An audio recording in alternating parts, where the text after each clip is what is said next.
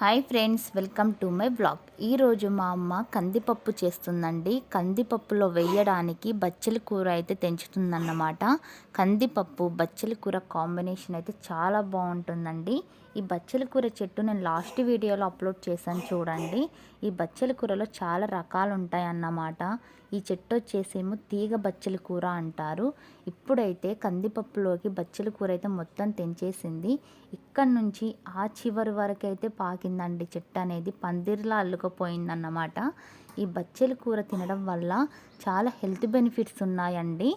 దీంట్లో calcium, iron, folic acid అనేవి ఎక్కువగా ఉంటాయన్నమాట. ప్రెగ్నెంట్ ఉమెన్స్ ఈ బచ్చలి కూర తినడం వల్ల హెయిర్ గ్రోత్ డెవలప్మెంట్ అనేది చాలా బాగుంటుందండి. హిమోగ్లోబిన్ కూడా చాలా తొందరగా పెరిగిపోతుందన్నమాట.